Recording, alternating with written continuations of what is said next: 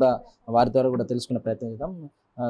అసలు ఒక తండ్రిగా మీ బాధ వర్ణనాతీతం. మీ బాధను మేము పంచుకోలేము. కాకపోతే అసలు ఏం జరిగింది ఆ రోజు మా ప్రేక్షకులు కూడా తెలియాలి కాబట్టి ఒకసారి అసలు ఏం జరిగింది ఆ రోజు మీ అమ్మాయికి సంబంధించి అది వివరించే ప్రయత్నం చేయండి. నా అమ్మాయికి మార్చి 16 తారీఖు మ్యారేజ్ చేసిన సార్. మ్యారేజ్ చేసిన తర్వాత మార్చి 16 తారీఖు పెళ్లి చేసిన, 17 తారీఖు నాడు రిసెప్షన్ చేసిండు. మంగళవారం నాడు లేదు బుధవారం నాడు ఇక్కడ నల్లవుసలు అయ్యి కూర్చున్నాం సార్. బుధవారం నుంచి మళ్ళా సోమవారం నాడు అమలవాడ కొండగట్టు పోయినాం సార్. అప్పటి నుండి టార్చర్ అనేది మొదలయ్యి అక్కడ చెప్పింది, డాడీ నాకు ఇబ్బంది అవుతుంది, నాకు ఇట్లా లొల్లి పెడుతుండు. సీను అని ముందే పరిచయమా లేకుంటే ఎట్లా మీ మేనరికమా ఎట్లా? మేనరికం కాదు సార్, మా అల్లుని వాళ్ళ మా నడిపాల్లుని వాళ్ళ చిన్నమ్మ కొడుకు సార్. చిన్నమ్మ కొడుకు అయితే నేను శృతిని పెళ్లి చేసుకుంటా ఇట్లా సంగతి అన్న అడుగు అంటే నేను అడగరా, మా అమ్మాయికి చేసే ఉద్దేశం ఏం లేదు, వేరే వాళ్ళకి ఏదన్నా ఇప్పుడు ఆయన దగ్గర డబ్బులు లేవంటున్నాను అన్న తర్వాత మా అవ్వని ట్యాప్ చేసిండు సార్. ఒకలేనికి ఒకరిని ఇచ్చేసి ఆమెను లవ్ అని అది చేసి ఇది చేసి ఏం చేసిండు అంటే అప్పుడు మా అందరిని పెద్ద మనుషుల సమక్షంలో ఒప్పించి 9 లక్షల రూపాయల బంగారం, 9,27,000 బంగారం, 9 తులాల బంగారం పెట్టిన, 5 లక్షల రూపాయలు అదనపు కట్నం ఇచ్చిన. ఆఖరికి అయితే నా బిడ్డను అన్యాయంగా అక్రమంగా చంపిడు సార్. ఒక అతి కిరాతకంగా కొట్టి చేసి చంపి నానా హింసలు పెట్టి చంపిడు సార్, చిత్రహింసలు చేసి. ఒక తండ్రిగా నేను ఇప్పుడు 50 నేను ఏం చెప్పుకోలేనంత స్థితిలో సుగా మాట్లాడవలసిన పరిస్థితి ఏంటంటే ఒక అతి దారుణంగా ఇట్లా గొత్తు విసికి నలిమి చంపితే ఘోరమైన నానా హింసలు పెట్టి చంపారు సార్ నా బిడ్డ. అంటే ప్రధానంగా వాళ్ళు చెప్తుంది ఏంటంటే అక్కడ అమ్మాయి ఉరేసుకుంది అని చెప్పి చెప్తున్నారు. అక్కడ పరిస్థితి అయితే అందుకు భిన్నంగా ఉందని చెప్పి అక్కడ గ్రామస్తులు చెప్తున్నారు. మేము అక్కడికి కూడా వెళ్ళడం జరిగింది. అంటే మీరు గమనించింది అసలు ఏం జరుగుతుంది, ఇంట్లో ఏమైనా గొడవలు ఉన్నాయా సార్?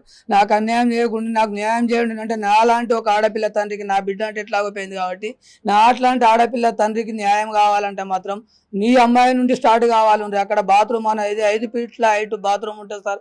అక్కడ ఉరిపెట్టుకునేంత అవకాశాలు ఏమి కనబడే సార్. ఇక్కడ ఘాట్లు ఉంటాయి సార్. ఇవన్నీ ఇట్లా చూడండి సార్, మీరు ఒకసారి పరిశీలన చేస్తే ఏంది అనేది, ఒక మానవత్వ ద్రోపథంతో అక్కడ ఏం జరిగింది ఏంది అనేది ఒక్కసారి ఆలోచించండి సార్.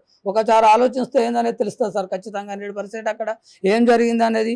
సరే, ఆ రోజు ఎస్ఐ గారు ఏమన్నారంటే నేను ఖచ్చితంగా న్యాయం చేస్తా బాబా అని అన్నాడు. ఆయన ఒక రాజకీయానికి ప్రలోభ పడుతుండా లేకపోతే డబ్బుకు ప్రలోభ పడుతుండా ఏమనేది మాకు అర్థమైతే లేదు కదా సార్. ఇప్పుడు ఏమంటాడుగా అంటే ఏమైంది అది చేసినా మేము అయిపోయింది మేము ఏమడిగినా కానీ ఏమంటున్నారు పోలీస్ వాళ్ళు మీరు మీ వెర్షన్ మీ పంచనామా ఆ రోజు మీది కూడా రాసుకుని వెళ్ళడం జరిగింది. అసలు పోలీస్ డిపార్ట్మెంట్ ఏమంటుంది? వాళ్ళు అంటే ఆత్మహత్యగా చెప్తున్నారా లేకుంటే హత్యా కోణంలో ఏదైనా దర్యాప్తు చేసే అవకాశం? హత్య అనేది మాకు ఇప్పటి వరకు ఏం చెప్పలేదు సార్. మాకు ఇంక ఎఫ్ఐఆర్ కాపీ కానీ ఏది కానీ ఇవ్వలేదు. కానీ కాకపోతే పేపర్ స్టేట్మెంట్ మాత్రం ఆత్మహత్య అని చెప్తున్నారు సార్. ఆత్మహత్య అంత చేసుకునే అంత పిరికిది కాదు. నా బిడ్డ ఒక లీటర్ అంటే రాసి పెడుతుండే, ఉరిపెట్టుకున్నారు, బాత్రూమ్లో ఉరిపెట్టుకున్నది నీ బిడ్డ. నా అల్లుడు ఫోన్ చేసిన 6 నిమిషాలకు నేను చేరుకున్నా సార్. అక్కడ అప్పటికి అయిపోయింది అని అన్నాడు సార్. ఉరిపెట్టుకున్నది అయిపోయింది అని అన్నాడు. 6 నిమిషాలలో నేను అడిగిపోయేసరికి కింద వరుస ఉన్నది సార్. ఒక నాలుక కొరుక్కోలేదు. ఇవన్నీ అంటే మీరు చూడండి సార్. అంటే మీకు మామూలుగా సూసైడ్ చేసుకుంటే ఎట్లా ఉంటుంది అనేది ఒక నిర్ధారణ మీకు తెలుసు. ఒక యాక్సిడెంట్ అయినా ఏ రకంగా చచ్చిపోతే ఎట్లుంటుంది అనేది అయితే మీకు తెలుసుంటుంది. అది ఖచ్చితంగా అది హత్య తప్ప ఆత్మహత్య కాదు. ఎక్కడ చేసుకున్నా అంటే బాత్రూమ్లో అంటారు. బాత్రూంలో నా బిడ్డ చెప్పులు కానీ మీరు ఏదన్నా ఒకసారి మీరు అక్కడికి వయసు చూడండి సార్.